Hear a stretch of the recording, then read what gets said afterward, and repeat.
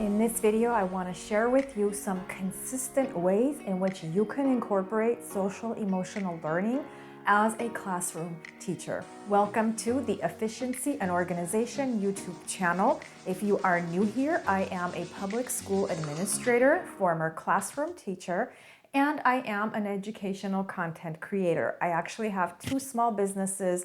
One of them is this channel, and it is my website, efficiencyandorganization.com. Now, the reason why I talk about this topic of social emotional learning is because right now it's hugely needed. After the pandemic, you know that kids are acting out more, you know that the kids are going through a lot more, and social media does not help. Social media, in my opinion, is the biggest culprit of what our kids are suffering and going through emotionally. And so as teachers, it's like we're in a place in life where we cannot just focus on academics. More and more, whether we like it or not, we have to also promote some social emotional learning. As a former math teacher, I thought a lot about this, because I was all about math. That's my content. That's what I'm going to teach kids, right? But then I was like, okay, so what can we do when nowadays, after the post-pandemic, what kind of things, strategies can we utilize to be there for the kids and to also help them develop in this area? I wrote an article on this, and the link to it will be in the description box that you can check out. It has 15 different strategies, and I'll just go ahead and share 5 in this video because I don't like making my videos too long. So I'll go ahead and share 5 here, but if you could check out the article, it'll give you 15. On the website on efficiencyandorganization.com, I actually have a specific area for educators. So please be sure to subscribe, and every 2 weeks I send out an email with very helpful, useful information. That way you can check out what's there. Okay, so strategy number 1 is probably one of my most favorites. Here's what you want to do, and this could be done by any teacher basically in any subject area.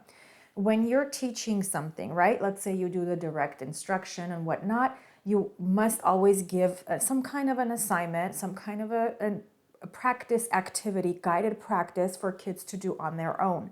While they are doing their guided practice in the classroom, or you're checking for understanding assignment in the classroom, while they are working, your job is to start at one corner of the class and make your way down to each child, okay? You're walking, you're trying to see what they're doing, see what they're doing, see what they're doing, and at the same time, see if you could pick up on anything. Like, is the child who's normally happy and peppy feeling down?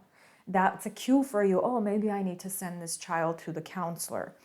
Ask them how they're doing. Just it may be a science class, a math class, a history class, but it's okay to at that time stop, even if they're being normal, like everyday moods. Ask them if everything is okay. Just say, hey, how you doing? The next one is greeting students at the door when they come in, but doing it strategically.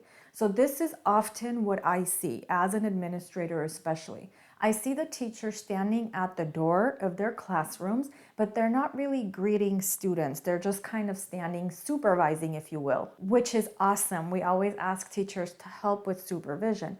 But while you're watching the kids as they're walking in, just say hello, see if you could pick up on any cues. And I'm not saying stand there and ask them what's going on with them, like their private lives and stuff. You don't need to do that. But if you feel that a student is not doing as well as they should be, then you right away want to send them to the office to go see a counselor to see if they want to open up and talk and get some help. The next one is do one activity a week, kind of like an icebreaker, where the students have an opportunity to have fun and also to talk to each other. Anything that can help the kids to just kind of stop and get distracted from what they might be going through, and then working with each other, having fun with each other.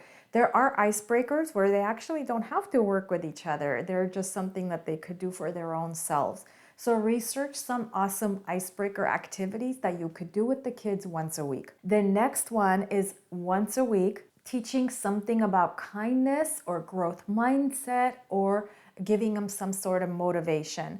So I have something that I could share with you in the description box, and that has to do with, it's like 100 daily announcements for kids, because when I did serve as a principal 1 year, and every day for that year I had to do my morning announcements.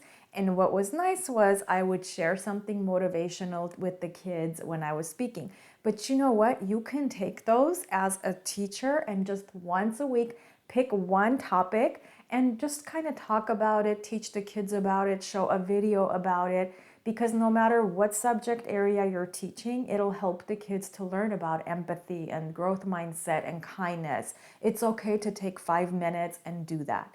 So if you notice, again, it's all about having an organized process, organized system, doing things either daily, doing things weekly, doing things monthly, whatever it takes, but being consistent, having an organized plan and a system for incorporating SEL in the classroom. If at all possible, play some music for the kids or do something that's a little bit more artistic-y. If you're not a person who likes to do art, it's just not your personality, it's okay.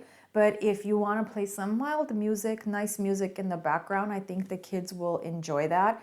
I would rather, as a teacher, play music that I know is healthy for them than have them listening to things that may not necessarily be appropriate on their earphones and their whatever it is that they listen to, their Spotifys and stuff, because I don't know what they're listening to as a teacher. I don't know if there's any profanity being used. I don't know if the messages that they're listening to from these artists are positive. So that's why I tell them not to do their own. I put my own music, so that way I know it's just a little bit more healthy for their overall growth and development. And the last one that I want to share is having like a social contract. This is more like a bonus one that I want to share.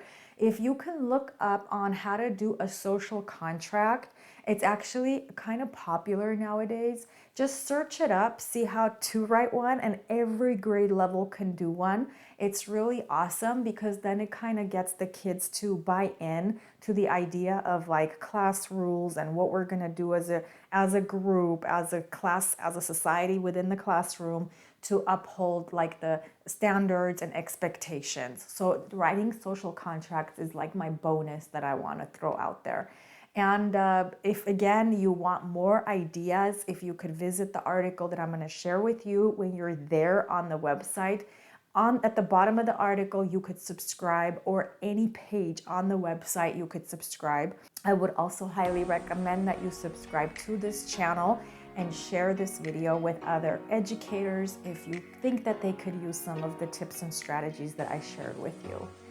Okay, that's all I have for this video, and I will catch you in the next one.